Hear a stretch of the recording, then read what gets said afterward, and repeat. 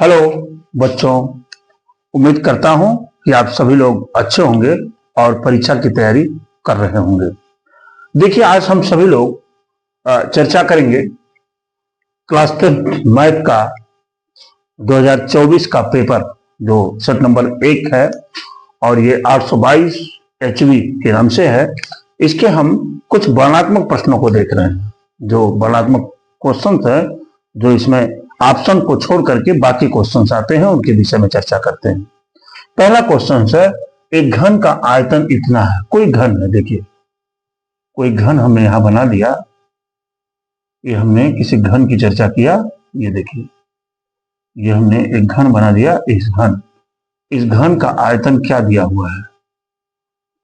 घन का आयतन दिया हुआ है आपका 1331, है ना। मान लीजिए घन की भुजा ए हो तो इसका आयतन हो जाता है ए क्यूब बराबर 1331, यानी ए इक्वल टू क्यूब रूट 1331 हो जाएगा। तो ए बराबर हो जाएगा क्यूब रूट 1331 का होता है 11 गुणे 11 गुणे 11। 11 गिरही हम 121, ये 13 हो गया, यहाँ 11 चाहिए, ये 11 हो गया। ठीक, तो यहां से ए की वैल्यू मिल जाएगी 11 सेंटीमीटर। इसलिए, है ना, यहां लिखेंगे age of cube equal to 11 centimetre. ये आंसर हो गया। आप देख पा रहे हैं ना, एकदम बिल्कुल कंसेप्शन क्लियर रखिए और आंसर को घर लेके चले जाइए। ये आपका क वाला पार्ट था। अब हम ख वाले पार्ट पर चलते हैं। ख वाला पार्ट है, देखिए ये द्विघात समीकरण, एक कोई क्वाड्रेटिक इक्वेशन दिया हुआ है x square plus 3x minus p equal to 0 का एक मूल 2 है। इसमें जान रहे हैं कि ये क्वाड्रेटिक इक्वेशन है, यानी द्विघात समीकरण है। इसमें x पर 2 पावर है, इसलिए इसको दो मान होंगे। एक मान गिवन है। अगर वो मान गिवन है तो इसका मतलब है कि वह वैल्यू इस इक्वेशन को सेटिस्फाई करेगी। तो हमने क्या किया, ये पुटिंग कर दिया। यहाँ putting x equal to 2, then तब यहां पर हो जाएगा 2 का square plus 3 into 2 minus p equal to 0। ये हो जाएगा 4 plus 3 two 6 minus p equal to 0। यहाँ 10 माइनस p इक्वल टू 0, यानी p की वैल्यू क्या मिल गई? 10। देखिए, दिस इज योर आंसर। कितना बढ़िया क्वेश्चन था ये। तुरंत आपने क्वेश्चंस को सॉल्व कर लिया। बस कॉन्सेप्चुअली स्ट्रांग रहिए आप। इन्होंने क्या दे रखा है, यदि cos थीटा इक्वल टू 15/17। आप जानते हैं लाल बटे कक्का से जानते हैं cos थीटा इक्वल टू आधार बटे क्या हो गया? कर्ण। आधार बटे कर्ण हो गया। अगर हमने यहां पर एक राइट एंगल ट्रायंगल दिया, इस एंगल को थीटा माना, तो ये इसका लंब है, ये कर्ण है, ये आधार है। तो आधार बटे कर्ण, और इसकी वैल्यू कितना दे रखे हैं? 15/17, यानी ये आधार 15 हो गया और ये कितना हो गया? 17। तो अगर ये ए बी और सी की बात करें तो यहां से ए बी बराबर हो जाएगा अंडर रूट 17 का स्क्वायर माइनस 15 का स्क्वायर, यानी ये हो जाएगा 289 माइनस 225। ये मिल गया आपको 49 इक्वल टू कितना हो गया? 7। यानी ये वैल्यू कितनी हो गई? 7 आ गई। 9 में से 5 गया, 4 बचेगा। यहाँ 64 आ जाएगा। यहाँ देखिए, 9 में से 5 गया 4 और 8 में से 2 गया 6, यानी यहाँ पर ये हो जाएगा आपका 8। आ गया आपका 64। ठीक है, बड़ी अच्छी बात। यानी इसकी वैल्यू कितनी हो गई? 8। अब हमने कहा कि साइन थीटा बता दीजिए, तो अब लिख देंगे साइन थीटा इक्वल टू होता है लंब बटे कर्ण, लंब अपान कर्ण। और ये लंब की वैल्यू हो जाएगी 8 और इसकी वैल्यू हो गई 17। ये साइन थीटा की वैल्यू यहां से आ चुकी है। This is your answer. ये आपके आंसर हो गए। देख पा रहे होंगे कितना आसान है ये। आइए, ये कह रहे हैं निम्नलिखित बारंबारता सारणी का माध्य ज्ञात कीजिए। ये माध्य है, तो हमने यहां पर चार्ट बनाना शुरू किया। देखिए, वर्ग अंतराल, वर्ग अंतराल लिखा है यहां, वर्ग अंतराल हो गया। ये है आपका बारंबारता हो गया। देखिए, इसका कितना है, 02, 24, 46, 68, 810, ये हो गया। बारंबारता है भैया 1, 2, 6, 8 और 3। जानते हैं यहां पर हम एक्सआई निकालते हैं। एक्सआई बराबर होता है इन दोनों का, तो 2 और 2 जोड़ेंगे कितना हो जाएगा 1, 4 2 6 यानी कितना 3, यहाँ 5, यहाँ 7, यहाँ पे 9 हो गया। ठीक है, इसको क्या कहते हैं हम, एफ आई बोलते हैं। अब हम निकालेंगे एफ आई एक्स आई बराबर, ठीक है, एफ आई एक्स आई कर लेंगे, कितना हो गया 1, 3 2 6, 5 छक्का 30, 7 8 56, 9 3 27, ये चीजें हो गई आपकी। यहाँ पर हम ज्ञात कर लेते हैं सिग्मा एफ आई एक्स आई बराबर, ऐड कर लीजिए, 6 1 7, 7 7 14, 14 6 20 के शून्य हासिल 2, 3 2 5, 5 5 10, 10 2 12, 120 हो गया। एक बार रिपीट कर लेते हैं, 6 1 7, 7 6 13, 13 7 20 के शून्य 2, 3 2 5, 5 5 10, 2 12, 120 हो गया। अब हम यहाँ पर सिग्मा एफ आई कर लेते हैं, तो हो जाएगा 2 1 3, 6 3 9 और 17 3 20। बहुत अच्छी बात, ठीक है। ये माध्य की बात कर रहे हैं, माध्य बराबर यानी मीन इक्वल टू, फार्मूला है sigma f i x i upon sigma f i बराबर सिग्मा एफ आई की value 120 upon 20, this will be equal to 6। This is your answer. देख पा रहे होंगे कितना आसान क्वेश्चन था ये क्वेश्चन, ये आंसर हो गया। बस यही वर्किंग है, बाकी कोई वर्किंग आपके पास है नहीं। आइए अंगना पे चलते हैं हम लोग। अंगना है बिंदुओं -3, -10 एंड 5, -4 को मिलाने वाली रेखा। मान लीजिए ये अंगना का सॉल्यूशन है, ये कोई लाइन है ऐसे, मान लीजिए यहाँ पर एक पॉइंट ए है, यहाँ पर एक पॉइंट बी है। ए का कोऑर्डिनेट दिया हुआ है -3, -10, -5, -4। तो देखिए ये दोनों पॉइंट है, कोऑर्डिनेट इतने हैं। इसके मध्य बिंदु का कोऑर्डिनेट पूछ रहा है। मान लीजिए मध्य बिंदु पॉइंट पी है, जिसका कोऑर्डिनेट क्या हो, एक्स वाई, ये पूछ रहे हैं। तो हमने क्या किया, यहां से x1 बराबर -3, y1 बराबर 10 और x2 बराबर 4 और y2 बराबर 4 ये ले लिया। जानते हैं मध्य बिंदु का कोऑर्डिनेट x इक्वल टू होता है x1 प्लस x2 बाई 2। ये इंप्लाइज करेगा x1 की वैल्यू है -3 और x2 की वैल्यू है 5 by 2 equal to 2 by 2 equal to क्या हो गया 1। बड़ी अच्छी बात।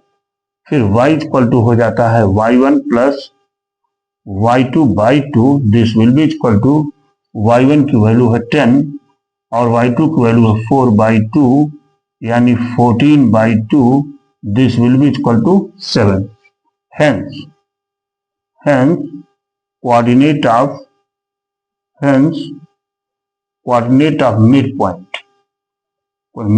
Equal to 1,7। ये इसके मिड पॉइंट का कोऑर्डिनेट हो गया। बड़ी अच्छी बात।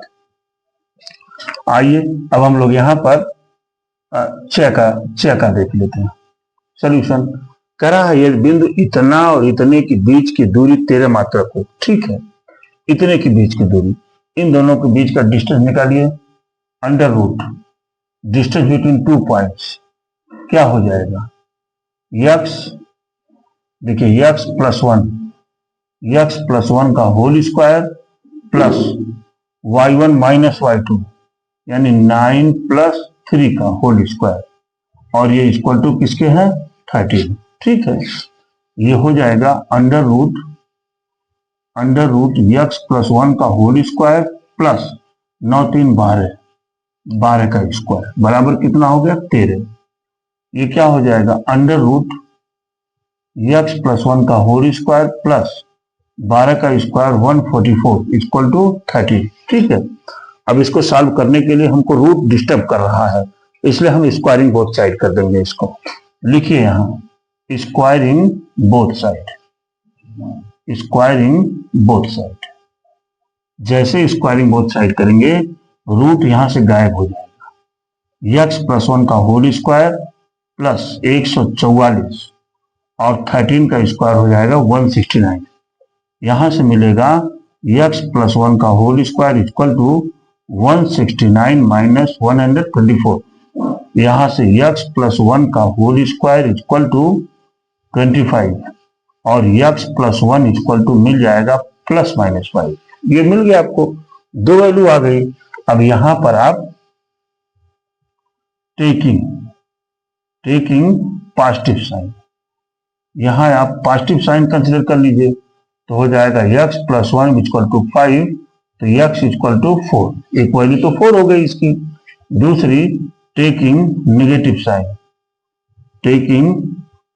नेगेटिव साइन, जब आप यहां नेगेटिव साइन को करेंगे तो ये मिल जाएगा x plus 1 equal to minus 5, तो x equal to minus 5 minus 1 यानी एक्स इक्वल टू माइनस 6। यानी एक्स के 2 पॉइंट होंगे, यानी द वैल्यू ऑफ एक्स क्या पूछ रहे हैं, एक्स का मान है तो लिखेंगे the value of x equal to क्या 4 comma minus 6। This is your answer. ये आपके आंसर मिल जाएंगे। इस तरह से आप क्वेश्चनों को सॉल्व करेंगे, बिल्कुल मक्खन की तरह निकलता जाएगा।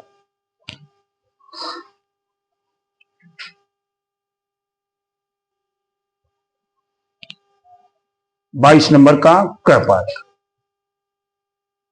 क्या है आपका, दो ऐसे क्रमागत विषम धनात्मक पूर्णांक ज्ञात करिए। विषम धनात्मक पूर्णांक मान लीजिए, माना दो क्रमागत विषम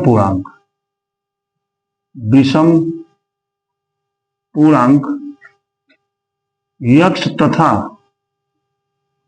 यक्ष प्लस 2, ये विषम पूर्णांक हमने लगा दिया है। हमने यहां पर विषम पूर्णांक लगा, माना दो विषम पूर्णांक यक्ष प्लस 2 है। अगर एक्स की वैल्यू 1 रखते हैं तो 1 मिलेगा, 3 मिलेगा। एक्स की वैल्यू 3 रखते हैं तो 3 मिलेगा, 5 मिलेगा। विषम पूर्णांक की बन रहा है दो क्रमागत, बड़ी अच्छी बात। इनके वर्गों का योगफल यानी एक्स का स्क्वायर प्लस एक्स प्लस 2 का स्क्वायर बराबर कितना है 290। तो बताना है तो आप लिखेंगे एक्स स्क्वायर प्लस यहां पर एक्स स्क्वायर प्लस 4 प्लस क्या 4x बराबर हो गया ये 290। यहां से मिलेगा 2x स्क्वायर प्लस 4x बराबर हो गया 290 माइनस 4, यानी 2x square plus 4x minus 290 में से 4 गया 286 इक्वल टू 0। 2 से डिवाइड भी हो रहा है ये एक्सप्रेशन, लिख देंगे x square plus 2x minus 143 equal to 0। कि देखिए 143 का हम इसको काटेंगे किससे, 3 से तो कटने वाला नहीं है।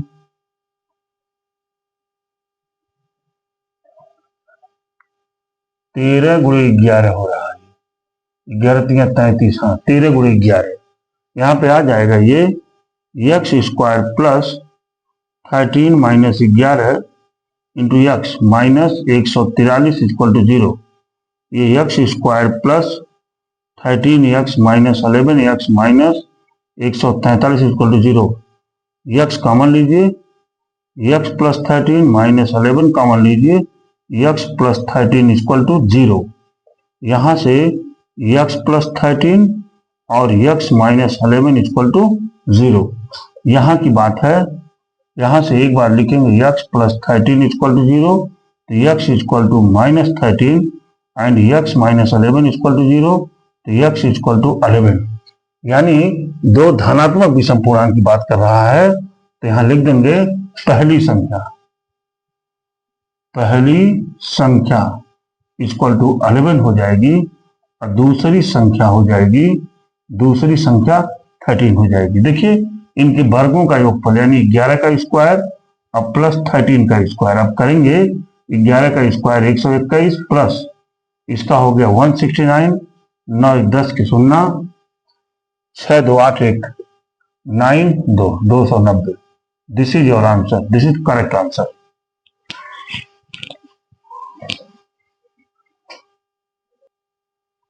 आइए 6 नंबर देखते हैं। सिद्ध कीजिए कि दो सकेंद्रीय वृत्तों में बड़े वृत्त की जीवा। देखिए पहले दो सकेंद्रीय वृत्त बना लेते हैं। ये देखिए एक तो सकेंद्रीय वृत्त आपका ये हो गया और इसी में एक वृत्त और है, ये देखिए। तो बड़े वृत्त पर एक जीवा खींची गई है जो छोटे वृत्त को स्पर्श करती है। ये देखिए मान लीजिए बी जीवा क्या है, ये भी है, ये इसका पॉइंट है ओ, यहां पर इसको ऐसे मिला दिया गया और यहां से इसको ऐसे मिलाया गया, यहां से इसको ऐसे मिला दिया गया। ये पॉइंट अब मान लीजिए यम।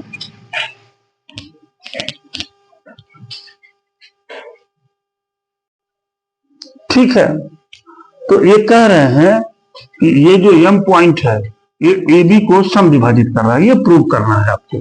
ठीक है, देखिए लिख दीजिए in triangle O A M and triangle O M B, ये हमने ले लिया। तो आप देखेंगे ओ ए बराबर ओ बी मिलेगा। यहां ओ ए बराबर ओ बी क्या है, ये एक ही वृत्त की त्रिज्या है, एक ही वृत्त की त्रिज्या है, आपने यहां लिख दिया। अच्छा ये देखिए ओ एम बराबर ओ एम, ये तो आपकी कॉमन साइड होगी। ठीक है, हमने 9th में थ्योरम रखा है कि अगर सेंटर से हम किसी भी टेंजेंट पर अगर मैं कोई परपेंडिकुलर खींच दूं तो 90 डिग्री का एंगल बनाता है। तो यहां से एंगल ओ एम ए बराबर angle O M B equal to कितना होगा 90 degree. Hence angle triangle O A M similar to triangle, या सिमिलर न कहिए बल्कि congruent triangle O M B है ना। हेंस और जानते हैं जब कॉन्ग्रुएंस हो जाती है तो दोनों ट्रायंगल्स के एवरीथिंग इज इक्वल। तो यहां से हो जाएगा A M equal to M B. Hence we can say that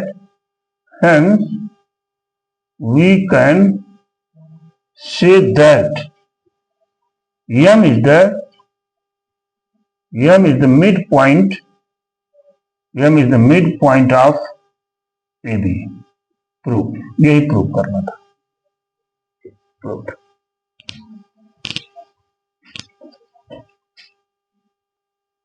आइए देखिए कह रहा है चित्र में यदि LM पैरेलल टू CD, देखिए LM पैरेलल टू CB है ना, and LN parallel to CD, तो ये प्रूव करना है। देखिए ये कोना पकड़िए और फिर थ्योरम लगाइए। इन ट्रायंगल ABC में क्या हो जाएगा, AM अपान MB बराबर AL अपान LC इक्वेशन 1 मान लिया मैंने इसको। फिर देखिए इन ट्रायंगल ACD में क्या हो जाएगा, AN upon ND, this will be equal to AL upon LC, ये भी LC है, AL upon LC। Equation second from first and second ले लीजिए यहां से। From equation first and second. जब आप इक्वेशन फर्स्ट और सेकंड को इक्वेट करेंगे, देखिए ये चीजें और ये चीजें दोनों इक्वल दिख रही हैं, तो ये दोनों इक्वल हो जाएगा। am अपान mb को bm लिख दीजिए, क्योंकि ये प्रूविंग वही है, और ये क्या हो जाएगा an अपान और nd को क्या लिख देंगे dn, हेंस प्रूव्ड। देखिए कोई वर्किंग नहीं है, सब के सब बिल्कुल एनसीईआरटी के क्वेश्चंस हैं, इसलिए बार बार कह रहा हूं कि पूरे एनसीईआरटी को दोहरा लीजिए, कोई प्रॉब्लम आपको होने वाली नहीं है। आइए गृह नंबर देखते हैं। कह रहा द्विघात बहुपद x square plus 7x plus 10 के शून्य ज्ञात कीजिए। ठीक है, और शून्यकों तथा गुणांकों के बीच संबंध की सत्यता की जांच करिए। ठीक है, सबसे पहले इसका हम गुणनखंड करते हैं। x square plus 7x plus 10 equal to 0, 5 दूना 10, x square plus 5 plus 2 into x plus 10 equal to 0, x square plus 5x plus 2x plus 10, this will be equal to 0। x common हुआ, x प्लस 5 प्लस 2 कॉमन हुआ, x plus 5 equal to 0, और यहां से x plus 5 x plus 2 equal to 0, और यहां से देखिए एक बार x प्लस 5 इक्वल टू 0 लेंगे तो x equal to -5 and x plus 2 equal to 0, तो x इक्वल टू हो जाएगा -2। ये दो इसके शून्य का है। अब आप मान लीजिए let alpha and beta are the zeros of above equation. अगर above इक्वेशंस के अल्फा और बीटा इसके शून्यक हो, तो यहां से अल्फा की वैल्यू हो जाएगी -5 और बीटा की वैल्यू क्या हो जाएगी -2। आप जानते हैं कि if ax square plus bx plus c equal to 0 के शून्य के यदि अल्फा और बीटा हो, तो alpha plus beta equal to हो जाता है -b/a, और ये हो जाएगा, यहां से लिखेंगे तो -7/a का मतलब हो जाएगा -7, और दूसरा alpha into beta equal to हो जाएगा, यहां से alpha into beta equal to हो जाएगा आपका c/a, तो यहां से c की वैल्यू क्या है 10/1 इक्वल टू 10। ठीक है, पहले वाले में हम वैल्यू पुट करते हैं, alpha plus beta equal to किसके बराबर होगा -5 plus -2, this will be equal to -7। देखिए ये चीजें इसके बराबर आ चुकी हैं, and alpha into beta equal to ये क्या हो जाएगा -5 इंटू -2 इक्वल टू क्या 10। देखिए ये भी चीजें इसके बराबर हो गई हैं, इसलिए शून्यकों और गुणांकों के बीच में इस संबंध की सत्यता की जांच हो गई। ये कह रहे हैं अंगा है, कह रहे हैं कि ये वर्गंधराल दिए रखे हैं, ये बारंबारता है, कह रहे हैं माध्य बताइए। तो माध्य में ये तो जानते हैं आप कि ये FI होता है बारंबारता। अब हम यहाँ XI निकाल लेंगे तुरंत। जब XI निकालेंगे तो XI जानते हैं, इन दोनों का सम करके 2 से डिवाइड करते हैं, तो ये 5 हो गया, यहाँ पर आ जाएगा 15, यहाँ पे 25, यहाँ पे 35 और यहाँ 45 हो गया। अब हम यहाँ पर FI XI निकाल लेते हैं। चलिए इसी से निकालते हैं। 5 दूना 10, 15 चौका 60, ऐसा लिखिएगा कि जोड़ा जा सके। 25 सते 175, 35 तिया 105, 45 दूना 90, ये चीजें हो गई आपकी। अब यहां पर आप सिग्मा FI XI कर लीजिए, सबको ऐड कर दीजिए। 5 5 10 की 0 हासिल 1, 2 6 2 8 8 7 15, 15 9 24 की 4 हासिल 2, 2 2 3 3 1 4, 440, ये 440 हो गया आपका। अब हम यहाँ पर सिग्मा FI ले लेंगे। सिग्मा FI हो जाएगा 4 2 6, 6 7 13, 13 5 18।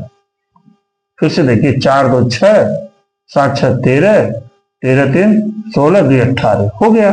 अब जानते हैं आप x बार बराबर होता है sigma f i x i अपान क्या, सिग्मा एफ आई बराबर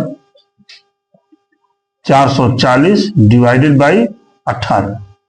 काट देते हैं इसको, पहले 2 से काटते हैं, 2 9 18 और 220, 220 हो गया। अब यही इसका आंसर हो जाएगा 220 अपान 4। दिस इज योर आंसर, ये आपके आंसर हो जाएंगे। देखिए ये कह रहे हैं एक थैले में 5 लाख, ठीक है, एक थैला बनाते हैं, यहां ये थैला है, यहां पर 5 रेड कलर की बॉल है तथा कुछ नीली गेंद की बॉल, मान लीजिए एक्स जो है ब्लू कलर की बॉल है, ठीक है। अच्छा यहां से देखिए, अगर हम रेड बॉल की प्रायिकता निकालना चाहें, पहले टोटल बॉल देखिए कितना हो गया, यहां टोटल बॉल कितना हो जाएगा 5 प्लस एक्स। तो यहां से अगर हम रेड बॉल की प्रायिकता निकालें तो आ जाएगा 5 अपान 5 प्लस एक्स हो जाएगा। और अगर हम यहां से पी ब्लू गेंद की प्रायिकता निकालने का प्रयास करें तो एक्स अपान 5 प्लस एक्स, ये प्रोबेबिलिटी हो गई सबकी, ठीक है। अब कह रहा है यदि इस थैले से नीली गेंद निकालने की प्रायिकता लाल गेंद निकालने की प्रायिकता की दुगनी हो। देखिए नीली गेंद निकालने की प्रायिकता अकॉर्डिंग टू क्वेश्चन, प्रश्नानुसार लिखेंगे यहां प्रश्नानुसार। प्रश्नानुसार क्या है, देखिए नीली गेंद निकालने की प्रायिकता, नीली गेंद का क्या है एक्स अपान 5 प्लस एक्स, ये बराबर किसके है, लाल गेंद निकालने की प्रायिकता की दुगनी है, यानी 2 इंटू 5 अपान 5 प्लस एक्स। आप समझ ही रहे हैं, ठीक है। अब देखिए यहां से ये 5x और 5x तो कैंसिल हो जाएगा, x इक्वल टू 10, आंसर हो गया। यानी ये पूछ रहे हैं तो नीली गेंद की संख्या बताइए, तो लिखेंगे नीली गेंद, नीली गेंद बराबर हो जाएगा 10 ball. This is your answer. Question number 23 की बात कर रहा है, 2 वर्गों के क्षेत्रफलों का योगफल, ठीक है।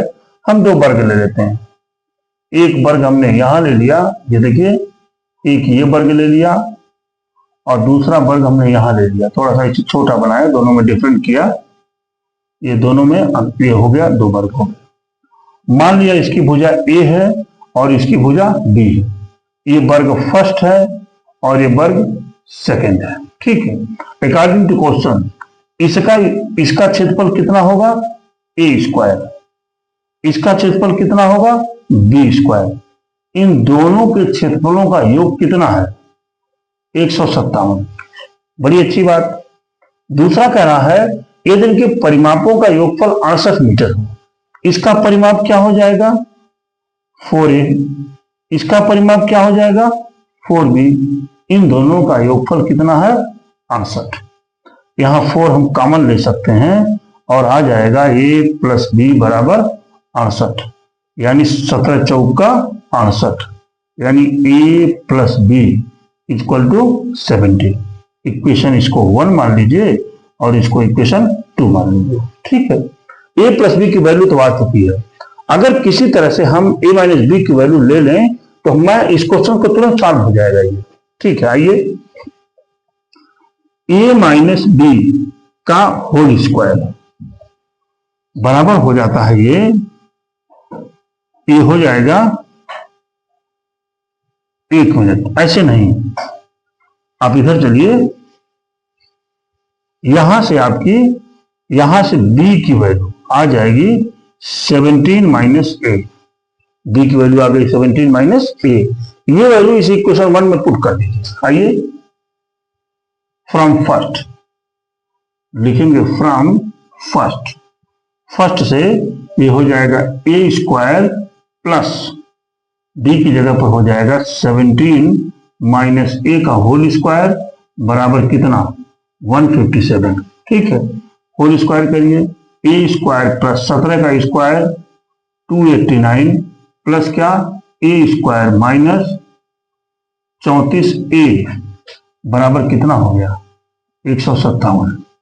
ए मिल करके ए स्क्वायर इसको मिलकर 2a स्क्वायर माइनस 34 से प्लस 289 इसको इधर लाइए माइनस 157 इक्वल टू 0। ये मिला आपको 2a स्क्वायर माइनस 34 से प्लस 9 में से 7 गया 2, 8 में से 5 गया 3 और 132। देख रहे हैं ना, ये बराबर 0, ये 2 से डिवाइड भी हो रहा है तो 2 से डिवाइड किया a square minus 17a plus 66 equal to 0। 11 छक्का 66 फैक्टर भी बन रहा है a square minus 11 plus 6 into a plus 66 equal to 0। यहां से a square minus 11a minus 6a plus 66 equal to 0। यहां से a कॉमन लीजिए, a माइनस 11 माइनस 6 कॉमन लीजिए, a माइनस 11 बराबर 0। यहां से a माइनस 11 और क्या a माइनस 6 इक्वल टू 0। यहां से a की वैल्यू 11 और a की वैल्यू 6। ठीक है, ये तो मिल गया। कह रहे हैं जरा बता दीजिए इसका वो क्या इसकी भुजाएं बता दीजिए। ठीक है, ये इफ लिखेंगे यदि a इक्वल टू 11 तो b की वैल्यू यहां से देखिए a इक्वल टू अगर 11 आएगा तो a plus b equal to कितना है 17। तो यहां ध्यान रखेंगे b की वैल्यू क्या मिल जाएगी 6। और इफ a इक्वल टू 6 तो b की वैल्यू क्या हो जाएगी 11। This is your answer. ये आपके आंसर हो गए। क्वेश्चन है इसमें इन्होंने दे रखा है एक नाव की गति शांत जल में 18 किलोमीटर पर आवर, शांत जल में, ठीक है, और वह 24 किलोमीटर धारा के विरुद्ध जाने में 24 धारा के विरुद्ध जा रही है और 24 किलोमीटर धारा की दिशा में आने पर 1 घंटा अधिक समय लेती है। तो धारा की चाल बताइए। देखिए लिखेंगे माना धारा की चाल, माना धारा की चाल यक्ष है, ठीक है। अगर यक्ष है तो फिर लिखेंगे धारा के प्रतिकूल चाल, धारा के प्रतिकूल चाल कितना हो जाएगा 18 माइनस एक्स, और धारा के अनुकूल चाल, अनुकूल चाल बराबर क्या हो जाएगा 18 प्लस यक्स। हो गया। अब ये कह रहे हैं वह 24 किलोमीटर धारा के विरुद्ध जाने में, ठीक है, समय बराबर जब धारा के विरुद्ध जाएगी, जब धारा के विरुद्ध जाएगी, विरुद्ध जाएगी तो समय बराबर, तो समय बराबर हो जाएगा दूरी बटे 4। दूरी क्या है 24 अपान कहां जा रही है धारा के विरुद्ध, धारा के विरुद्ध चाल कितना है 18 माइनस एक्स। ये चीजें हो गई। जब धारा के अनुकूल जाएगी, जब धारा के अनुकूल जाएगी तो समय बराबर हो जाएगा यहां 24 अपान 18 माइनस एक्स। अब देखिए प्रश्नानुसार,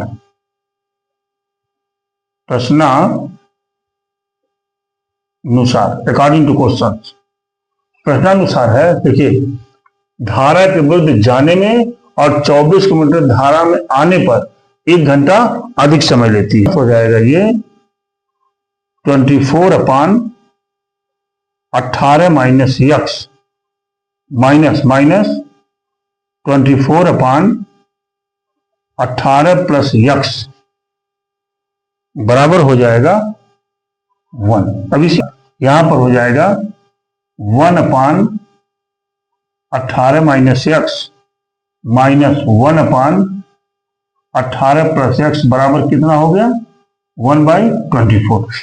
यहां पर आपने एलसीएम लिया 18 माइनस एक्स और क्या 18 प्लस एक्स। यहां पर हो जाएगा 18 प्लस एक्स और माइनस 18, देखिए -18 प्लस x बराबर हो जाएगा 1/24। आगे की बात, ये -18 प्लस 18 कट गया, ऊपर बचेगा 2x अपान 18 का स्क्वायर हो जाएगा 324। इसका स्क्वायर कितना हो गया, -x² बराबर कितना होगा 24। ठीक है, अब इधर जाएगा तो इसको लिखेंगे 324 - x² बराबर 48x। इधर सबको उधर लेके जाइए, x² प्लस 48x माइनस 324 = 0। ये तो आपका द्विघात समीकरण बन गया। इसको फैक्टर कर लेते हैं, a बराबर हो जाएगा 1, b बराबर हो जाएगा 48 और c बराबर हो जाएगा -324। तो यहां से x बराबर होता है -b plus minus under root b² minus 4ac upon क्या होता है 2a। ये बराबर हो जाएगा -b -48 plus minus under root b² का मल्टीप्लिकेशन 2304, ये हो जाता है 2304 माइनस 4ac यानी 4 इंटू a मीन्स 1 और c मीन्स -324। समझ रहे होंगे आप। अपान क्या हो जाएगा, ये 2a, a की वैल्यू 1 है, बराबर देखिए इक्वल टू यहां से x बराबर, यहां लिखेंगे हम x इक्वल टू हो जाएगा -48 प्लस माइनस अंडर रूट, ये मिल जाएगा आपको 2304 और प्लस ये माइनस प्लस हो गया 1296। कितना हो गया 1296 अपान कितना हुआ ये 2। समझ रहे हैं ना, x बराबर -48 प्लस माइनस अपान क्या हो गया ये 2। क्यों जी, यहां से x बराबर हो जाएगा -48 प्लस माइनस 3600 का वर्गमूल कितना होता है 60 अपान क्या हो गया 2। जरा 2 से डिवाइड कर दीजिए तो -24, यहाँ पर -24 और प्लस x बराबर -24 और प्लस -30 हो गया ये। यहां से आप टेकिंग पॉजिटिव साइन, अगर पॉजिटिव साइन आप लेंगे तो x बराबर हो जाएगा -24 प्लस 30 यानी क्या 6 किलोमीटर पर आवर। और दूसरा अगर नेगेटिव साइन हम ले लेते हैं तो यहाँ पर आ जाएगा x बराबर -24 -30 यानी x बराबर -54 और मोशन कभी माइनस में नहीं होती, इसलिए इसका आंसर हो जाएगा 6 kilometre per hour. This is your answer. देखिए क्वेश्चन 24 है, एक पेडेस्टल के शिखर पर, देखिए कोई एक पेडेस्टल है, यहां से कोई यहां एक पेडेस्टल है, इसी पेडेस्टल के शिखर पर एक 1.6 मीटर की मूर्ति लगी है भूमि के एक बिंदु से। अच्छा ये भूमि है, यहां जमीन है ऐसे। अच्छा भूमि के एक बिंदु से मूर्ति के शिखर का उन्नयन कोण, मूर्ति का शिखर ये होगा, यहां से जो इसका उन्नयन कोण बन रहा है, यहां पर जो उन्नयन कोण बन रहा है ये क्या है 60 डिग्री, ये आपके 60 डिग्री। ठीक है, और उसी बिंदु से यानी इसी बिंदु से पेडेस्टल के शिखर का, पेडेस्टल का शिखर तो ये होगा, यहां से इसका ये उन्नयन कोण, ये देखिए इसका उन्नयन कोण क्या बन रहा है 45 अंक बन रहा है। ठीक है, तो पेडेस्टल की ऊंचाई बताइए। मान लीजिए पेडेस्टल की ऊंचाई ये, अच्छा, और यहां नाम भी लिख लीजिए A B C और D, इसको मैंने x ले लिया, बड़ी अच्छी बात।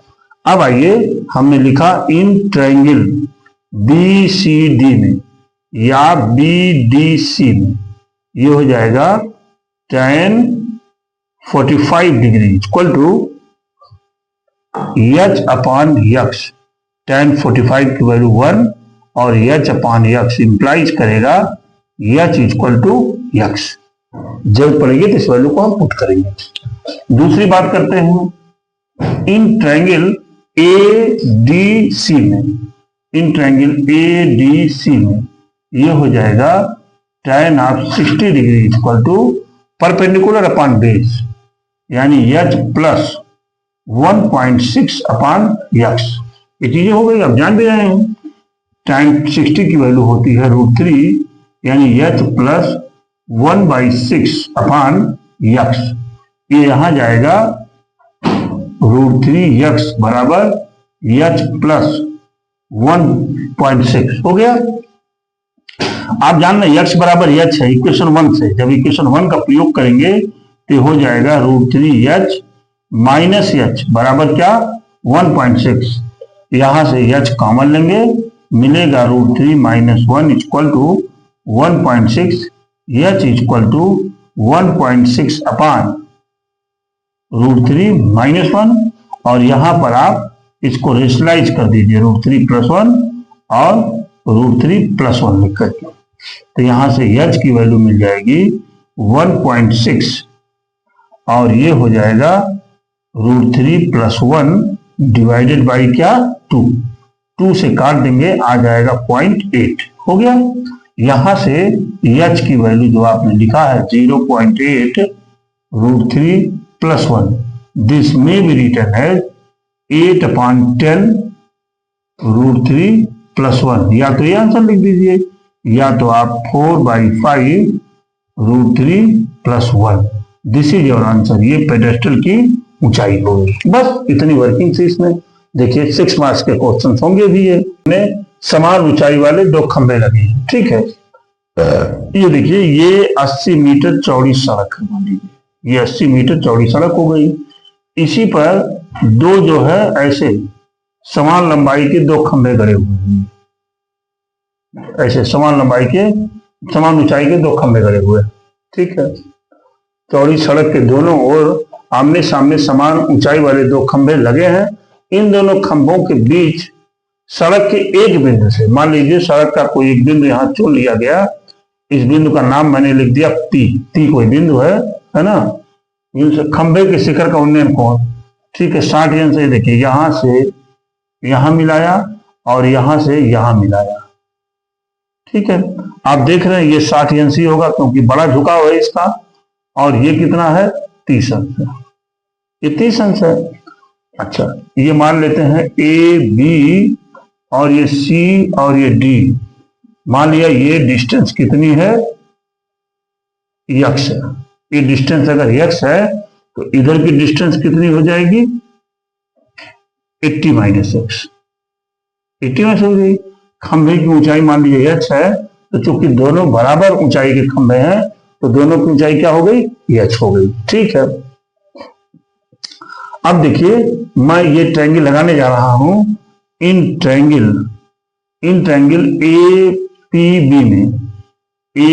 APB में tan 60 degree equal to h/x, यानी इसकी वैल्यू हो जाएगी √3 यानी h/x, और यहां से h इक्वल टू √3x। ये चीजें तो आ गई h की। अब मैं इस ट्रायंगल को लेता हूं, देखिए इन ट्रायंगल CPD में क्या हो जाएगा tan of 30 degree equal to h upon क्या भाई 80 माइनस x, ये हो जाएगा। यहां पर आप देख पा रहे होंगे इसकी वैल्यू होती है √3 और h upon 80 minus x, 80 minus x इधर गया, 80 माइनस x बराबर क्या हो जाएगा √3h, और h की वैल्यू यहाँ क्या है √3x। जैसे यहाँ h की जगह पर √3x रखेंगे तो आ जाएगा 80 माइनस x बराबर 3x, तो क्या मिल जाएगा ये 4x बराबर 80, x बराबर क्या हुआ 20, 120 हो गया। और जैसे ही 20 आया तो आप यहाँ खंभे की ऊंचाई लिख देंगे। देखिए यहाँ पे लिखेंगे खंभे की ऊंचाई h बराबर कितना दिया हुआ है √3x, और यहाँ ये x की वैल्यू रख देंगे तो हो जाएगा 20 √3, दिस इज योर आंसर। इस तरह से एक आंसर ये हो जाएगा, है ना। क्या कह रहे हैं, खंभों की ऊंचाई और खंभों से बिंदु की दूरी बताइए।